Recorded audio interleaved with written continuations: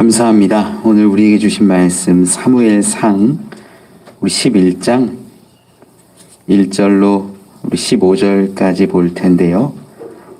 사무엘상 11장 1절로 15절인데 우리 먼저는 1절로 5절까지 함께 봉독하겠습니다. 우리 교독하지요. 사무엘상 11장 1절로 5절 말씀입니다. 한 절씩 교독하지요. 암몬 사람 나하스가 올라와서 길르앗 야베스에 맞서 진침해 야베스 모든 사람들이 나하스에게 이르되 우리와 언약하자. 그리하면 우리가 너를 섬기리라 하니 암몬 사람 나하스가 그들에게 이르되 내가 너의 오른 눈을 다 빼야 너희와 언약하리라. 내가 온 이스라엘을 이같이 모욕하리라.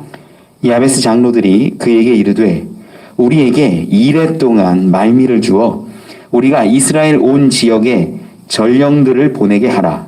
만일 우리를 구원할 자가 없으면 내게 나아가리라 하니라. 이에 그들이 사는 기브아에 이르러 이 말을 백성에게 전하매 모든 백성이 소리를 높여 울더니 함께 있죠. 마침 사울이 밭에서 소를 몰고 오다가 이르되 백성이 무슨 일로 우느냐 하니 그들이 야베스 사람의 말을 전하니라. 아멘. 아멘.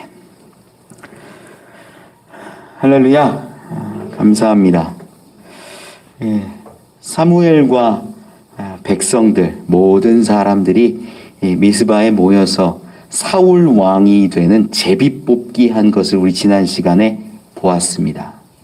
이 12지파에 있는 수많은 사람들이 모여서 제비를 뽑았을 때 베냐민 지파가 선택되었고 또 이 베냐민 지파 가운데서 이 마드리 가족이 또한 선택되었지요.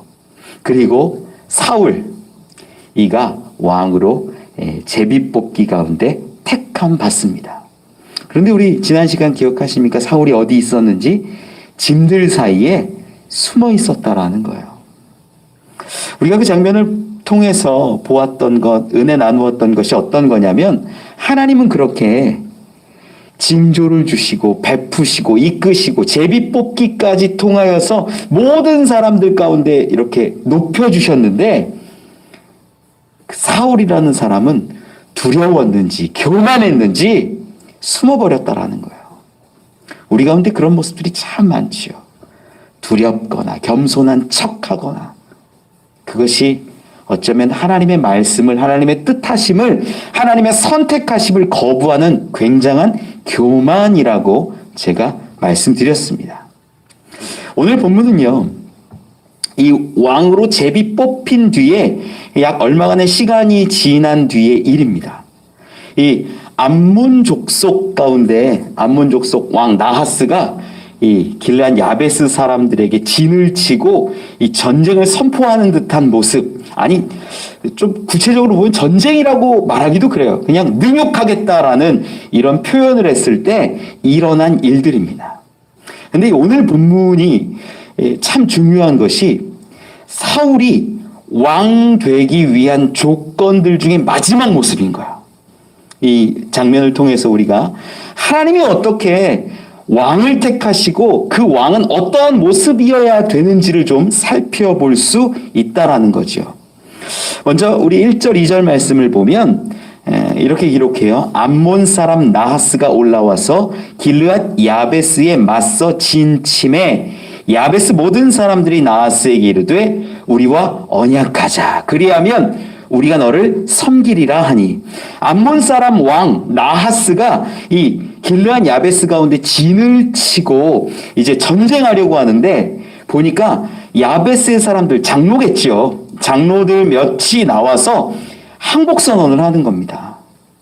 우리가 너에게 이제 언약해서 너희를 섬길 테니까 우리를 좀 이렇게 치지 말고 전쟁하지 말고 좀 좋게 평화조약 맺자. 평화조약 맺자라고 이야기하는 것 같은데 2절 말씀을 잘 보면 뭐라고 기록하냐면 암몬 사람 나하스가 그들에게 이르되 내가 너희 오른 눈을 다 빼야 너희와 언약하리라. 이런 말들을 해요. 이게 받아들이기 쉽지 않은 조건인 거예요. 이 평화 조약하듯이 우리가 이제 조약하면 우리 쳐들어오지 않으면 우리가 조공도 바치고 섬기겠다. 평화 조약이 아니라 봉신 조약 같은 거죠. 우리가 다 섬길 테니까 그냥 봐줘. 그냥 돌아가줘. 그러니까 암몬 사람이 하는 말이 니네 그러면 오른 눈 다 빼. 그러는 거야. 이게 이 이야기가 대략 사울이 왕으로 제비 뽑힌 뒤에 대략 한 달쯤 뒤의 일로 우리가 많이들 학자들이 추정을 해요. 그 이유가 있는데 그 이유가 이 70인역이라고 우리가 이제 제가 말씀드렸잖아요. 예수님도 보았을 것으로 추측하는 이 말씀 70인역 번역 가운데는 이 사무엘 이 기록 앞에 오늘 11장 되는 이 부분 앞에 하나 이렇게 삽입되어 있는 구가 있어요. 이 배경을 좀 설명하고 있는 건데 제가 이 부분을 한번 읽어드릴게요. 한번 들어보세요. 암몬족 속의 나하스 왕은 갓 사람들과 루벤 사람들을 가혹하게 억압했다. 두 지파 사람들의 오른쪽 눈을 다 도려내고 어느 누구도 이스라엘을 구해내지 못하게 했다. 요단 동편 사는 사람 중에 암몬족 속의 나하스의 오른 눈을 뽑히지 않은 자는 거의 없었다.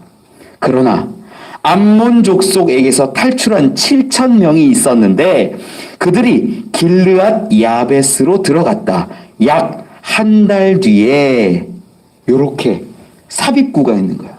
그러니까 무슨 말이냐면 이 갓 지파 사람들, 루벤 사람들을 요단 동편 가운데서 암몬 족속이 막 압제하고 오른 눈들을 다 도려낸 거예요. 실제로. 그랬더니 그 가운데 7천 명의 사람들이 도망해서 길르앗 야베스에 숨어든 거죠. 그래서 이 나하스가 군대를 이끌고 이 길르앗 야베스 가운데 진을 치게 되었다라는 설명입니다. 그리고 나서 보니까 길르앗 야베스 사람들이 싸울 수가 없는 거예요. 이길 수가 없는 거예요. 도저히. 가만히 봐도. 딱 봐도. 그러니까 항복 선언을 하려고 하는데 나하스가 이야기하는 것이 너희 오른 눈을 다 빼야 너희와 언약하겠다 말합니다. 이 암몬 족속에 대해서 먼저 잠깐 짚고 넘어가면 암몬 족속은 누구냐면 아브라함의 조카 롯 있잖아요. 이 롯이 그 자기의 딸들과의 사이에서 낳은 자녀들이에요. 그들이 첫째 딸과 사이에서 낳은 자녀가 모압 족속이 되고 둘째 베난민가 그럴 거예요. 거기 이 둘째 딸을 통해서 낳은 자녀가 이 암몬 족속의 이제 조상이 되는 거거든요. 그러니까 쉽게 말하면 이스라엘이라는 지파 가운데 친척쯤 되는 거예요. 롯의 후예들이니까. 그런데 이렇게 평생을 싸우듯이 이렇게 지내게 되지요. 이 암몬 족속 나하스 왕이 이스라엘 특히 지금 이 길르앗 야베스 지역에 와서 2절 끝에 보니까 내가 온 이스라엘을 이같이 모욕하리라 그래요.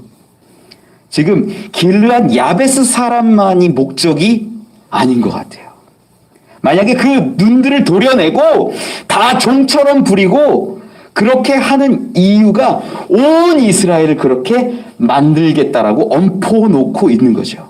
여기서 근데 우리가 좀 생각을 해봐야 될 게 근데 왜 오른 눈을 도려냅니까? 궁금하지 않으세요? 오른 눈을 도려내는 이유가 있어요. 고대 사회에 요세푸스라는 그 역사학자가 이제 그 부분을 이제 해석한 건데 읽어가면서 저도 충분히 동의가 됐어요. 왜 그러냐면 오른 눈을 도려내는 이유가 고대 사회에서 전쟁을 하게 되면 어떻게 싸우냐면 한 손에는 뭐 도끼나 칼이나 이런 것들을 들고 보통 오른손잡이가 조금 더 많았거든요. 기본적으로 들고 왼편에는 뭘 드냐면 방패를 드는 거예요. 작은 방패를 들고 오른손은 칼을 들고 이렇게 싸울 때가 제일 많은 거예요. 그래서 칼 누가 치면 방패로 맞고 그리고 내가 반격하고 이게 일반적인 이 전쟁의 모습이에요. 그 싸우는 사람들의 갖춰진 모습이죠. 그런데 요세푸스가 이제 표현하는 거예요. 방패로 이렇게 막고 있다가 왼손으로 막고 있다가 치려고 하면 오른 눈이 가려져 있으면 치기가 더 불편한 거예요. 이해가 가세요, 여러분? 왼편을 이렇게 방패로 막고 있다 보니까 오른 눈으로 빨리 봐야 반격이 가능한데 오른 눈이 없으면 왼편으로 봐야 되니까 더 많이 봐야 되는 거예요. 더 이렇게 많이. 이게요. 전쟁의 능력을 현저하게 저하시킵니다. 이 당시에 뭐 얼마나 대단한 무기가 있습니까? 뭐 미사일이 있어요, 뭐가 있어요, 총이 있어요. 아니에요. 육탄전인 거예요. 그래서 싸움 잘하는 사람 한 명이 정말 100명, 1000명도 죽일 때도 있었던 때가 이때입니다. 그러니 눈 하나가 이렇게 가려지냐 안 가려지냐, 이게 전쟁의 전력 차이에 큰 갭을 나타낼 수 있다는 거예요. 제가 그 해석을 보면서 충분히 가능하겠다. 그래서 오른 눈을 빼려는 이유가, 오른 눈만 빼잖아요. 조공을 바칠 때 농경을 한다면 농사를 지을 수 있어요, 없어요? 오른 눈만 빠지면 농사는 가능해요. 그러니까 암몬 입장에서는 다시는 이 이스라엘 사람들이 덤벼들지 못하게 하면서 조공은 하나도 줄지 않고 다 받아낼 수 있는 방법이 뭐냐? 손을 자르는 게 아니라 오른 눈만 빼내면 조공은 다 뺏어올 수 있고 감히 대적하지 못하게 하는 이유가 된다는 거예요. 참 악한데 이런 방법이 고대 사회에 실제로 있었다라는 거죠. 반항할 수 없게 만드는 방법, 오른 눈을 빼는 거였어요.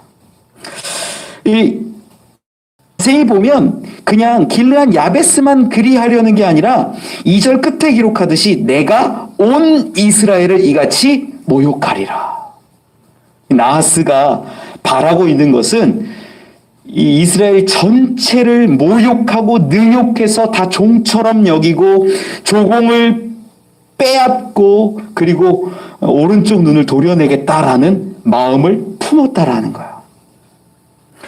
이 암몬과의 전쟁이 사사기에 한번 등장해요. 언제 나오냐면 입다 때.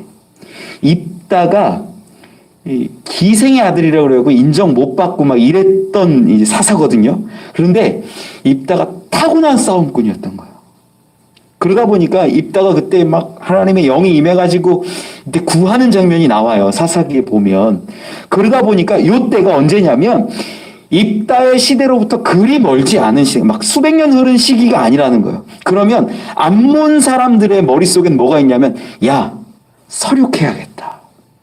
이런 마음도 있으니까 가만두면 안 돼. 이스라엘 전체를 다 모욕을 주고 저들을 다 종을 삼아야겠어라는 마음이 그들 가운데 들었다라는 거예요.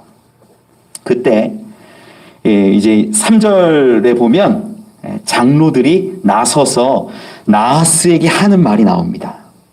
이 3절 같이 한번 읽어볼까요? 시작.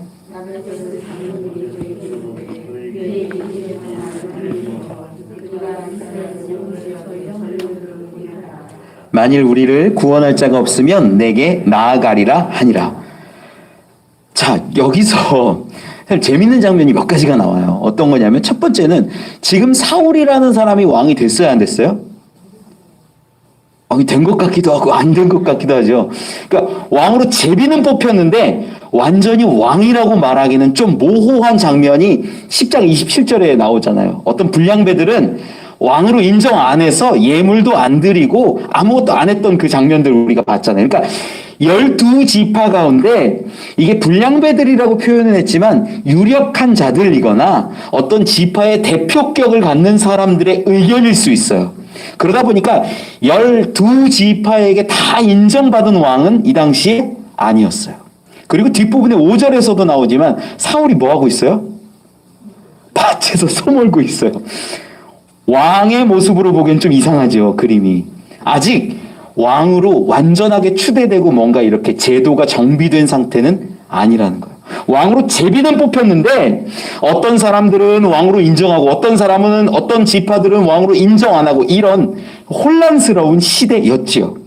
그런데 이것을 보여주는 극단적인 상황이 야베스 장로들이 이 어려움을 당했는데 왕에게 도움을 구하고 왕에게 이렇게 소식을 전하는 게 아니라 누구에게 소식을 전하냐면 3절 말씀에 이스라엘 온 지역의 전령들을 보내게 하라 그래요. 이게 언제 이랬냐면 사사시대에 이 12지파 가운데 그 외의 사람들이 막 이렇게 외의 민족들이 쳐들어오면 이런 일들을 했어요. 각 지파들에게. 그래서 지파가 힘을 모아야겠다, 싸워야겠다 할 때 모이는 거거든요. 그런데 지금 하고 있는 행동이 뭐냐면 마치 사사시대처럼 온 지역의 각 지파들마다 전령들을 보내서 혹시 우리를 구원할 사람이 있으면 좀 구원해 달라고 소식통을 보내는 거예요. 그런데 이걸 누구한테 얘기한 것 같아요? 나하스에게요. 여러분 3절에 이 장로가 나하스에게 와서 얘기하는 겁니다. 우리에게 좀 시간을 달라. 이래 동안 시간을 주면 우리를 구원할 사람이 이스라엘 가운데 있는지 없는지 찾아보고 없으면 우리가 나와서 눈 뽑겠다 이 얘기한 거예요. 여러분 이상하지 않아요? 그런데 문맥상으로 보면 전령들이 사울에게 가는 장면이 나오거든요. 그러니까 이 장면을 나하스가 만약에 직접 들었다면 용인한 것 같아요. 참 이상하죠. 아니 항복하면 항복하는 거지. 온 지역 가운데 전령들을 보내서 우리를 구원할 사람이 있는지 없는지 한번 확인하겠다라고 말하면 기분 나쁠 것 같은 나하스 입장에서는 그걸 용인해요. 왜 그랬을까? 나하스는요 지금 이스라엘의 전쟁 실력을 알고 있는 거예요. 저들의 지파와 지파 간에 연합되지 못하고 하나 되지 못했던 모습들도 알고 있는 거예요. 사울이 그걸 제비 뽑아서 하나님이 택하셨는데 그 모든 족속이 인정해야 하네요. 인정 안 하잖아요. 사사시대에 가장 중심되는 말이 이스라엘에 왕이 없음을, 하나님이 왕이 아니시기 때문에 자기가 다 왕이니까 자기 소견에 옳은 대로 했던 것 아닙니까? 이게 사사시대잖아요. 그러다 보니까 지금도 저 족속들 별 볼 거 없어. 저들은 하나 되지도 못하고 저들은 싸우러 나오지도 못하고 길르앗 야베스를 구원하지도 못할 거야 라고 생각하는 거죠. 그리고 또 저들이 만약에 조직을 해서 군대를 조금 모아서 나온다고 해도 그때 쳐부수면 어떻게 되는 거예요? 이스라엘 전체를 모욕하고 능욕할 수 있게 되는 거예요. 여기에는 굉장한 자만심이 있는 거죠. 아마 무기가 좋았거나 어떤 철병거를 갖고 있었거나 어떤 수많은 월등한 이스라엘보다 월등한 전투력을 보유하고 있었을 거예요. 그렇게 봐야 이런 자신감이 나오는 겁니다. 그래 한번 보내봐. 니네가 전령 한번 보내가지고 사람들 불러 모을 수 있으면 한번 불러봐. 그리고 불러와봤자 내가 다 옳은 눈 도려내면 돼. 이런 마음을 나하스는 갖고 있었는지도 모른다라는 거예요. 우리가 아까 입다 이야기를 잠깐 했는데 사사기 시대를 보면요, 여러분 정말 콩가루도 그런 콩가루가 없어요. 입다가 암몬 족속하고 싸워갖고 승리했거든요. 그러니까 어디서 와서 얘기하냐면 위에서 에브라임 지파가 내려와가지고 왜 거기 싸우는데 우리 안 껴줘. 그래서 전쟁이 일어났어요, 실제로. 얼마나 웃긴지 몰라요. 그래서 입다랑 에브라임 지파랑 싸워갖고 죽은 자가 42,000명이가 그때 얼마나 많은 사람이 죽는지 몰라요. 여러분, 사사기는요, 그러니까 지도자가 없고 하나님이 왕이 되지 않으니까 지파 간에도 다 자기 뜻대로 하고 자기 원하는 대로 하고 자기 하고 싶은 대로 했다라는 거예요. 이게 배경이에요. 그 가운데 이제 4절 말씀으로 넘어가 보면 4절을 같이 한번 읽어보죠. 시작. 이에 전령들이 사울이 사는 기브아에 이르러 이 말을 백성에게 전하매 모든 백성이 소리를 높여 울더니 기브아에 이르렀다라고 이제 아마 전령들이 모든 지파에 다 도착했을 것으로 봅니다. 그런데 사울에 대한 이야기만 조금 더 부각해서 설명을 하고 있어요. 이 기브아라는 지역이 베냐민 지파의 지역이잖아요. 베냐민 지파가 길르앗 야베스랑 관계가 있어요. 굉장히 밀접한 관계가 하나 있죠. 어떤 거냐면 우리 레위인의 첩사건 여러분 아시잖아요. 이 사사기 끝에 나오는 이 레위인의 첩이 이제 윤간을 당하면서 고통받고 이제 죽어서 레위인이 조각내서 각 지파에 보내가지고 이 베냐민 지파를 대적해서 일어났던 일. 베냐민 지파랑 싸우게 되었는데 이 베냐민 지파가 거의 몰살당합니다. 그리고 남았던 사람이 600명 남은 거예요. 그리고 그 600명 남은 사람들 그때 보았을 때 이 이스라엘 민족이 회개하는 거, 마음을 돌이키는 거예요. 야, 우리 가운데 저들이 아무리 잘못했기로 한 지파를 이렇게 멸해버리는 게 맞냐? 우리 멈추자. 그래서 이 베냐민 지파가 살아나는데 여자가 없는 거예요. 그래서 여자가 없어서 그들에게 여자를 이렇게 가져갈 수 있게 해주거든요. 그 장면 한번 좀 볼까요? 사사기만 한번 좀 살펴보죠. 사사기 21장 한번 보죠. 바로 앞에 있습니다. 사사기 21장 12절 말씀 한번 보죠. 같이 읽어보죠. 시작. 그들이 야베스 길리앗 주민 중에서 젊은 처녀 400명을 얻었으니 이는 아직 남자와 동침한 일이 없어 남자를 알지 못하는 자라. 그들은 실로 진영으로 데려오니 이곳은 가나안 땅이더라. 지금 베냐민 지파에 600명 남았는데 그 중에 400명 여자를 어디에서 데려왔어요? 길르앗 야베스. 그럼 요때가 이제 이러한 일이 일어나고 사울의 시대에 미약한 지파였잖아요. 그러니까 시간이 그렇게 많이 흐른 게 아니에요.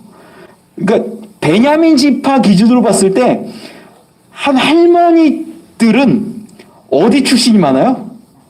길르앗 야베스 출신이 많은 거예요. 베냐민 지파 기준으로 봤을 때 길르앗 야베스가 지금 어려움이 처했다라고 하면 무슨 느낌이냐면 외갓집에 큰일이 났구나라는 느낌이 들 수 있어요. 그러니까 이 백성들이 어떻게 했냐? 울었다. 소리 높여 우는 모습이 그 가운데 있었다는 거예요. 왜냐? 길르앗 사람들하고 관계가 있었거든요.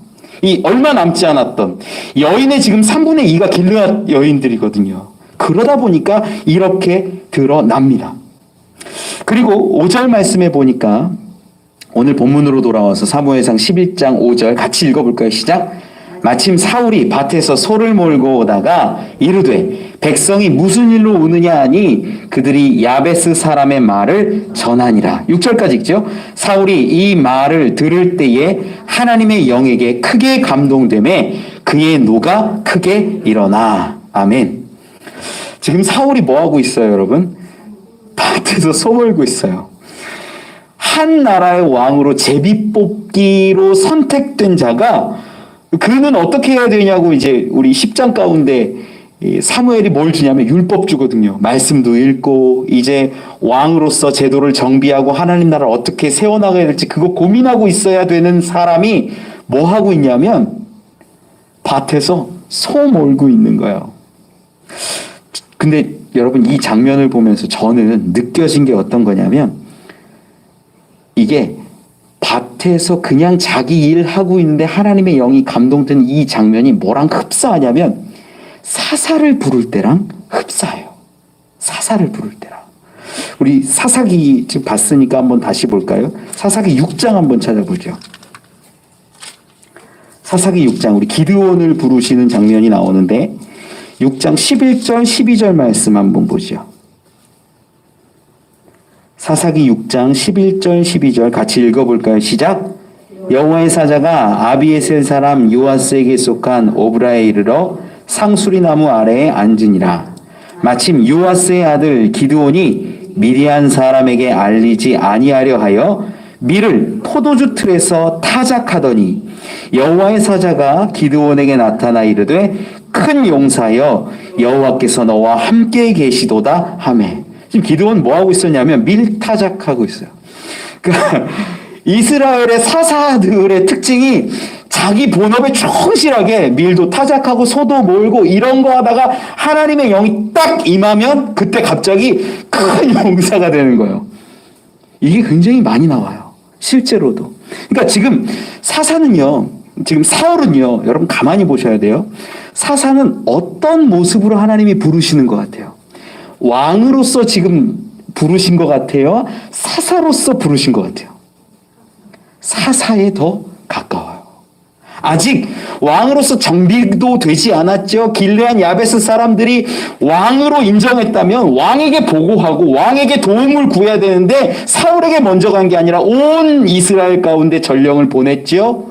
여러 장면들을 보면 사울도 지금 밭 깔고 소 몰고 있는 이런 모습 보면 왕의 모습이라기보다는 그냥 일반적으로 살아가는 백성의 모습인데 그 가운데 하나님의 영이 임하고 그가 분노함으로 이제 사사처럼 군사를 모아서 대적하려고 한다는 거예요. 여러분, 왕으로 제비 뽑혔음에도 불구하고 하나님은 사사처럼 부르세요. 왜 그럴까요? 왕 될 자는 하나님의 감동 가운데 일해야 됨을 보여주는 거예요. 사울에게 그것을 경험케 하시는 거예요. 지금 우리가 사울 이야기를 꽤 오래 또 며칠 동안 보고 있잖아요. 사울이 첫 번째 사무엘을 만났을 때 뭐 했는지 기억하세요? 제사장처럼 제사장의 음식을 먹었어요. 넓적다리 먹었잖아요. 제사장의 음식을 먹고 제사장이 된 것처럼 제사도 드렸어요. 그리고 두 번째 사건 중에 하나가 어떤 거냐면 이 하나님의 영이 임해서 예언하고 선지자처럼 사는 거예요.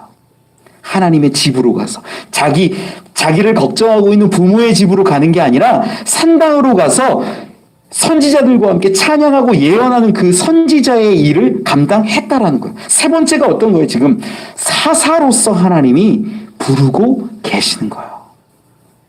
이게 지금까지 있었던 모든 하나님의 사람의 일들을 하나씩 경험시켜 주는 거예요. 그 가운데 이 사사로 부르시기 직전에 제비 뽑아서 왕이 됐음을 선포했는데도 그는 도망갔잖아요. 그는 숨었잖아요. 하나님은 한 번 더 보여주시는 거예요. 한 번 더 드러내 주시는 거예요. 나는 너를 택했다. 나는 너를 제사장처럼 생각하고 나는 너를 선지자처럼 여기고 나는 너를 사사처럼 감동시켜서 이스라엘을 구원하는 자로 이스라엘을 섬기는 자로 나의 말을 들어서 내 감동으로 인하여서 이스라엘을 치리하는 자로 세우겠다라는 것을 드러내 보여주시는 거예요. 왕은요 그냥 능력이 많아서 왕이 된 게 아니에요. 이스라엘의 왕이라는 건 제사장과 같아야 하고 선지자와 같아야 하고 사사와 같아야 한다는 것을 하나님은 드러내 주시는 것입니다.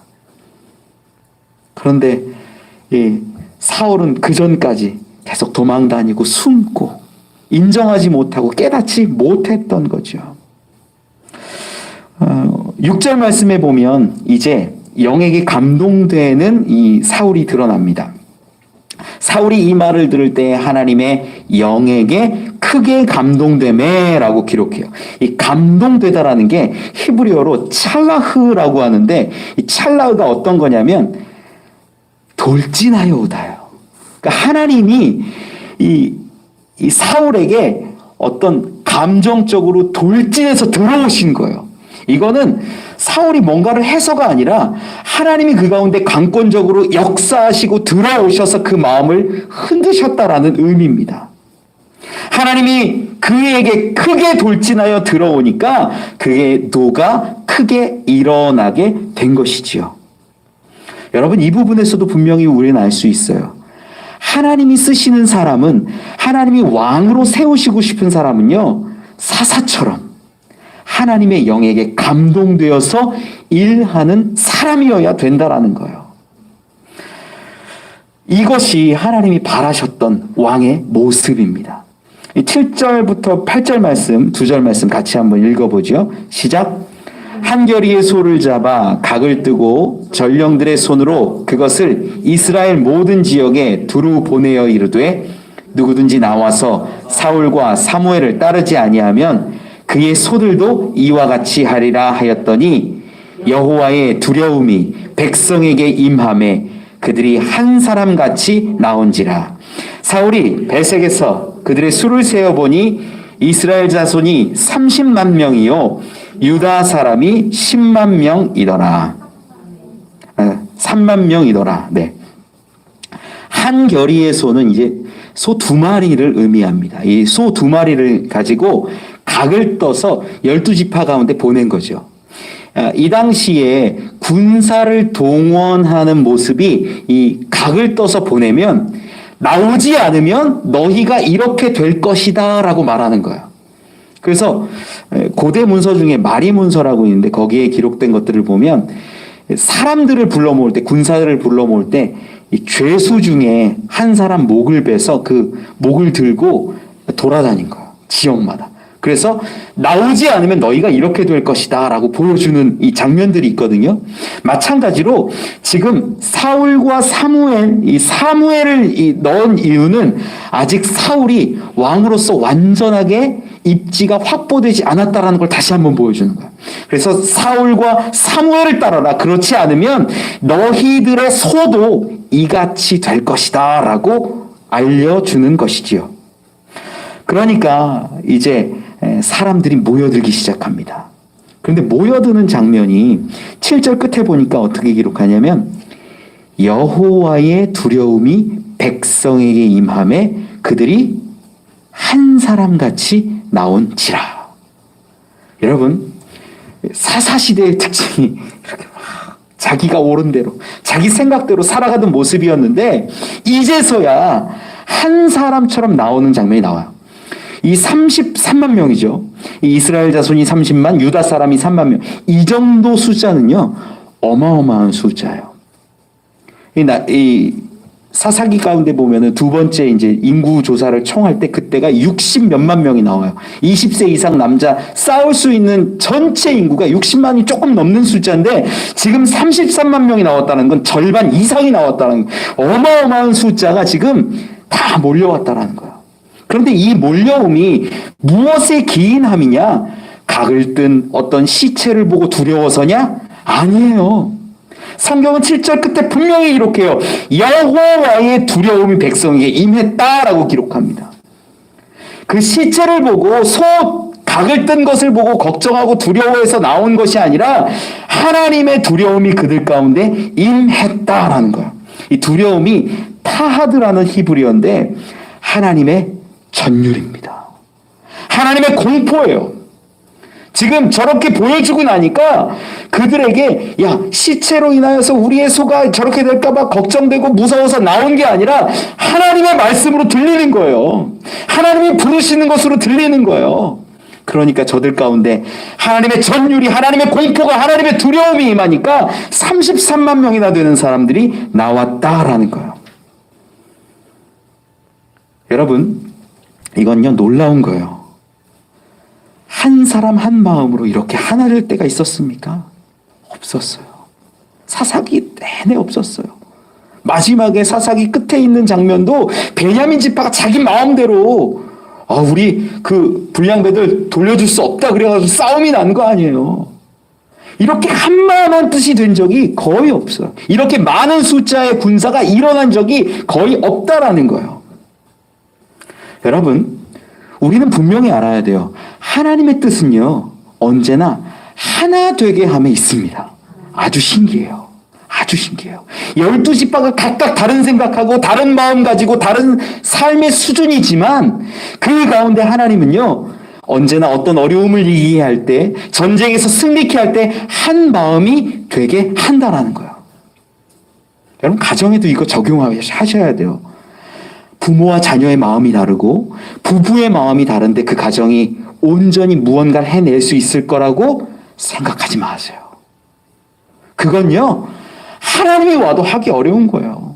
먼저 한 마음 한 뜻이 될 때 하나님께서 역사하십니다. 우리 새벽에, 이 가운데 새벽에 안 오시는 분들도 있으니까 새벽에 이 사도행전을 보고 있는데 사도행전 가운데 아주 재미난 장면이 마가의 다락방에서 기도하는데 그들이 처음에 몇 명이 모이냐면 어떤 사람들이 모이냐면 여인들하고 마리아하고 11 제자하고 예수님의 동생들이 모여요. 이 동생들은 요한복음 7장 가운데서도 보면 나오는데 예수를 믿지 않았던 자들이에요. 근데 부활 후에 예수님을 믿게 되니까 그곳에 20명이 모인 거야. 그런데 하루 이틀 기도하면서 몇 명이 되냐면 120명이 돼요. 그들은요, 믿지 않는 자와 믿음이 있는 자.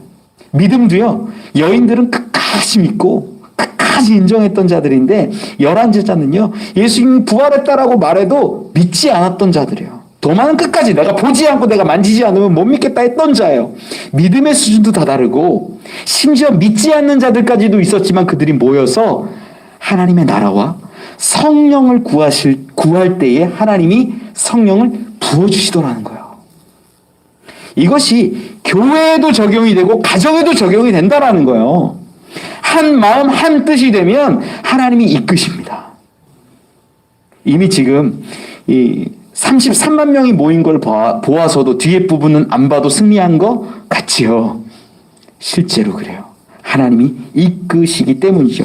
우리 9절로 13절까지 좀 같이 읽어보죠. 시작. 무리가 와 있는 전령들에게 이르되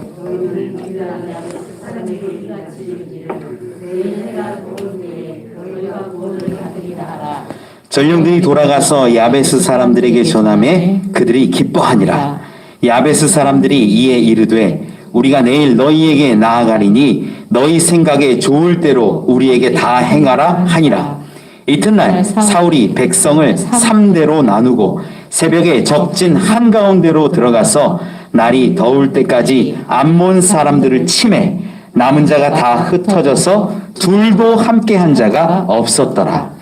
백성이 사무엘에게 이르되 사울이 어찌 우리를 다스리겠느냐 한 자가 누구니이까? 그들을 끌어내소서. 우리가 죽이겠나이다. 사울이 이르되 이날에는 사람을 죽이지 못하리니 여호와께서 오늘 이스라엘 중에 구원을 베푸셨음이니라. 아멘. 군사들 33만이나 되는 놀라운 군사를 하나님이 모집해 주셨어요. 하나님을 두려워하고 하나님으로부터 전율을 느끼고 공포를 경험했던 자들이 하나님의 임재를 바라보면서 나아가죠. 그때 이제 전령에게 먼저 이야기한 게 내일 해가 더울 때 너희가 구원을 받을 것이다. 이 얘기를 전해요. 전령들이 가서 이제 장로들에게 이야기하니까 얼마나 기쁜 거예요.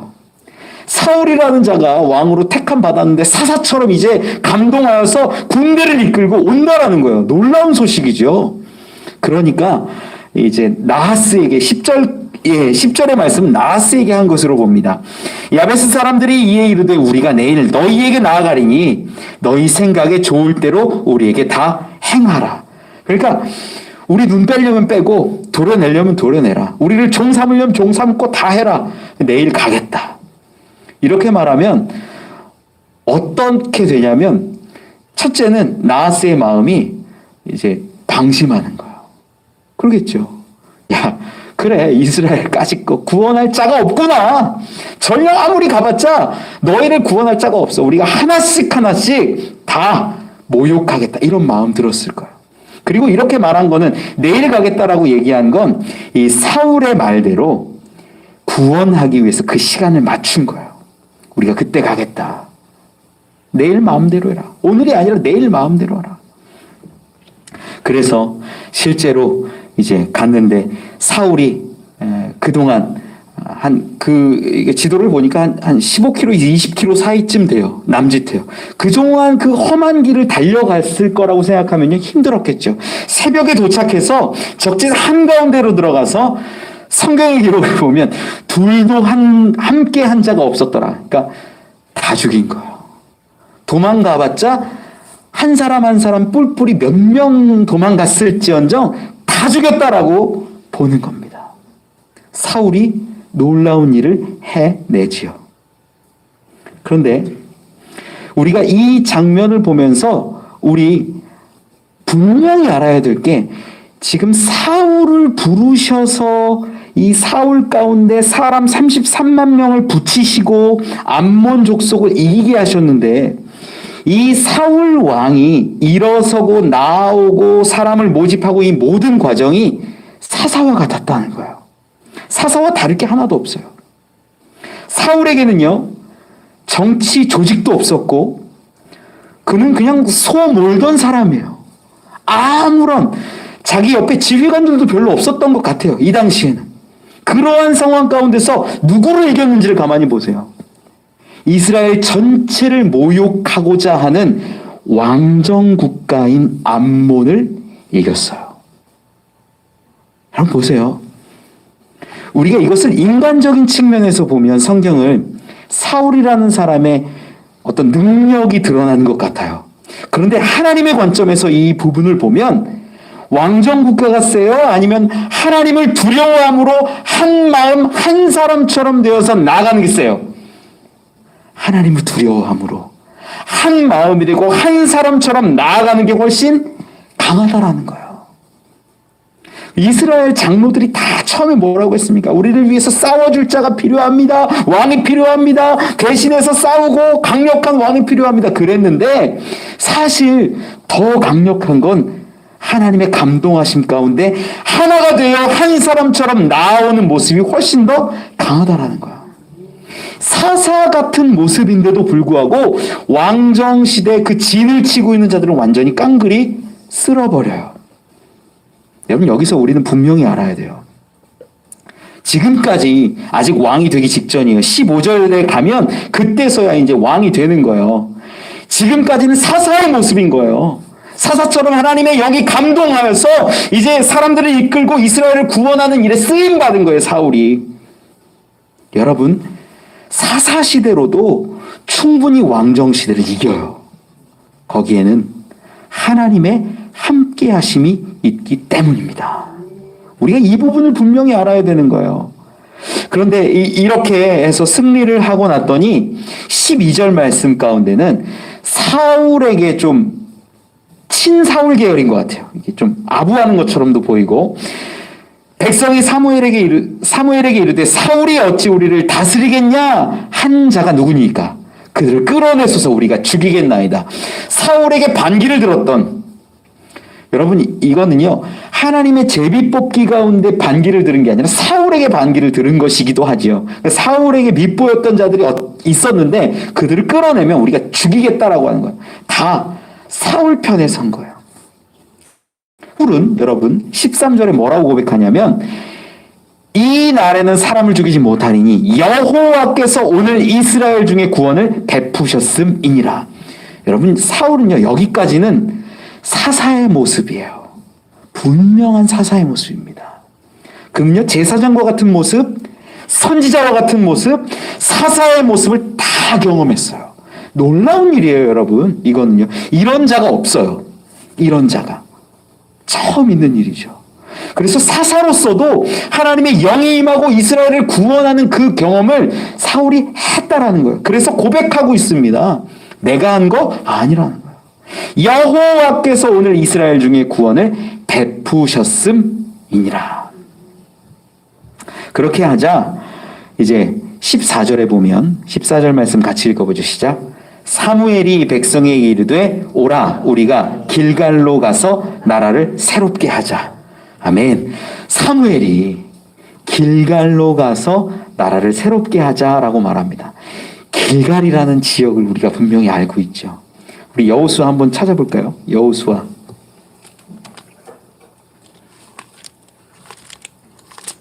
여호수아 4장 19절 말씀.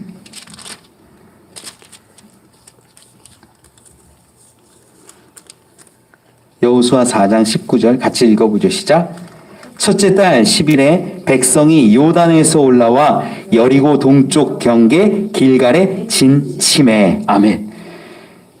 이 여호수아와 함께 요단을 건너서 여리고 근처에서 진을 처음 쳤던 곳이 어디예요? 길갈이에요, 길갈. 근데 여러분, 길갈에서 뭐 하는 줄 아세요? 진 치고 할례 베풀어요. 5장에 나오잖아요. 5장 2절 3절 같이 한번 읽어볼까요? 시작. 그때 여호와께서 여호수아에게 이르시되 너는 부싯돌로 칼을 만들어 이스라엘 자손들에게 다시 할례를 행하라 하시매 여호수아가 부싯돌로 칼을 만들어 할례산에서 이스라엘 자손들에게 할례를 행하니라. 아멘. 길갈에서 지금 여리고 앞에서 요단을 건너서 여리고 앞에서 지금 할례를 하는 거예요. 이게 말이 안 돼요. 여러분 할례를 하려면 강 건너편에서 하는 게 더 안전하잖아요. 그렇죠? 여리고 앞에 있으니까 여리고 사람들이 그 사실을 알면 쳐들어오면 몰살이에요. 그런데 여리고 바로 앞에서 요단을 건너서 그 앞에서 할례를 행하고 있어요. 그 장소가 어디예요? 길갈이라는 거예요. 이 장소가 의미가 있어요. 길갈에서 저들이 요단강을 건너서 뭐 한 줄 아세요? 12돌을 가져다가 거기서 기념비를 세워요. 하나님이 우리와 함께 하셨다. 우리를 건너게 하셨다. 우리를 이곳까지 이끄셨다. 이 돌을 기념하여서 길갈에 놓고 이제 하나님의 뜻대로 나아가는 나라가 되겠습니다 라고 선포하니까 그때 있었던 일들이 할례인 거예요. 여러분, 이 장면을 여러분 머릿속에 분명하게 기억해야 되는 게, 여기서 할례를 한다라는 건요, 전쟁은 힘에 있고 창 칼에 있다라는 것이 아니라 하나님의 손에 있다라는 것을 드러내는 행위예요. 거기서 어떻게 할례를 할 수 있어요? 지휘관이 있었다면 그렇게 하는 자살 행위예요. 말이 안 돼요. 그런데 그 이스라엘은 어떤 믿음이 있었냐면, 우리는 하나님이 지키시고 하나님이 함께 하신다라는 믿음이 있었던 거예요. 길갈이 그러한 장소예요. 그래서 지금 사무엘이 어디로 모이라고 그런 거예요? 길갈로 가자. 여기에는 그 의미가 담겨 있어요. 너희 지금 보지 않았냐? 암몬족 속의 왕정제도고 저들의 창칼이 우리보다 뛰어나고 우리보다 힘이 센데, 하나님이 지켜주시면 우리가 제도도 없고 우리가 정치 조직도 없고 아무것도 없지만, 군대 장관도 없지만, 하나님의 영이 임하여서 한 사람처럼 군대가 일어나면 저들을 이긴다라는 거예요. 하나님의 도우심을 보여주는 그 지명이 길갈이에요. 그래서 길갈에 모으고 선포합니다. 나라를 새롭게 하자. 이제 하나님의 뜻으로 살자라는 거예요. 누구를 통해서? 사울을 통해서. 이 사울은 누굽니까? 사무엘은 다 알아요. 사무엘은 제사장의 음식을 먹은 것도 알고 그가 직접 기름을 부었고, 그는요 소제를 드렸고, 제사장의 소제를 드렸고, 그는 하나님 앞에서 영을 입어서 예언하는 자가 되었습니다. 자기 집에 걱정하는 부모가 있음에도 그 집으로 가지 않고 하나님 앞에 갔던 자이고요. 이제는 온 백성 가운데 제비 뽑기로 왕으로 선택받았고, 오늘 본문 가운데 나온 것은 사사처럼 하나님의 영에 감동해서 이스라엘을 구원하는 일을 경험하지 않았습니다. 그 사울과 함께 이제 새 나라를 새롭게 이루어 가자라고 선포하는 거예요. 물론 우리는, 제가 아무리 이렇게 좋게 얘기해도 사울에 대한 선입견이 있다 보니까 그래도 실패했네 그런 생각을 할 수 있어요. 근데 여기까지 우리는 뭘 볼 수 있냐면요, 하나님의 섭리가 얼마나 치밀한지를 볼 수 있어요. 사울은 준비되지 않았던 사람이에요. 수많은 징표와 수많은 사건들이 있음에도 불구하고 그는 숨었던 자예요. 그런데 하나님은 지금 강권적으로 역사하셔서 사울에게 임하시고 모든 민족에게, 백성에게 임하셔서 이 결코 넘볼 수 없는, 결코 이길 수 없는 왕정시대의 그 창과 칼을 이기게 하신다라는 거예요. 그걸 경험한 사울, 사실 이제는 하나님의 뜻 가운데 살아가고 하나님의 뜻을 구하며 나라를 치리해야 되는데 나중에 그걸 못하는 것일 뿐이지요. 여기까지만 보면 하나님의 역사하심은 완벽합니다. 우리가 실패하고 우리가 연약하고 우리가 도망하는 것이지, 우리가 교만한 것이지, 하나님의 섭리는 너무나 완벽하고 하나님의 뜻은 너무나 귀하다라는 거예요. 여러분 분명히 아셨으면 좋겠어요. 이제 왕이 될 사람은 제사장처럼 하나님께 속하여 하나님이 먹여주시는 자여야 하고요, 또한 선지자처럼 하나님 앞에서 하나님의 뜻을 구하고 하나님의 말을 할 수 있는 자여야 돼요. 그리고 더 나아가서 오늘 본문처럼 하나님으로부터 감동받아서 나라와 민족을 이끌고 어려움으로부터 이겨낼 수 있는 자가 왕이 되어야 한다라는 겁니다. 이렇게 해서 우리가 이제 이 사울이 왕이 되어가는 마지막 장면까지 본 거예요. 우리 15절 말씀 마지막 읽고 정리하죠. 같이 읽어보지요. 시작. 모든 백성이 길갈로 가서 거기서 여호와 앞에서 사울을 왕으로 삼고 길갈에서 여호와 앞에 화목제를 드리고 사울과 이스라엘 모든 사람이 거기서 크게 기뻐하니라. 이제 하나님이 바라시는 왕이 세워집니다. 물론 여기서 제가 말씀드리는 건 이제 여기까지 하나님이 바라시고 하나님이 이끄신 것까지는 완벽했다라는 거예요. 사람이 실수할 뿐이죠. 여러분, 이 부분들을 보면서 우리가 그리스도인이라면 왕 같은 제사장들로 살 수 있기를 원합니다. 베드로전서 2장 9절에 기록해요. 그러나 너희는 택하신 족속이요 왕 같은 제사장들이요 거룩한 나라요 그의 소유가 된 백성이니 이는 너희를 어두운 데서 불러내어 그의 기이한 빛에 들어가게 하신 이의 아름다운 덕을 선포하게 하려 하심이라. 왕 같은 제사장이 우리라면 우리와 같은 자를 하나님은 택하셔서 이 땅 가운데 빛을 비추게 하시고 하나님의 일을 이루어 가신다라는 겁니다. 사울이 그렇게 택함을 받았는데 행하지 못하는 모습도 있었어요. 여러분 한 사람 한 사람이 하나님께서 택하신 족속이요 민족이며 왕 같은 제사장임을 이제는 믿으시기 바랍니다. 하나님의 일을 감당하고 빛을 내며 아름다운 하나님 나라를 회복하기 위해서 우리는 나아가야 합니다. 그러한 우리 되기를 간절히 축원합니다.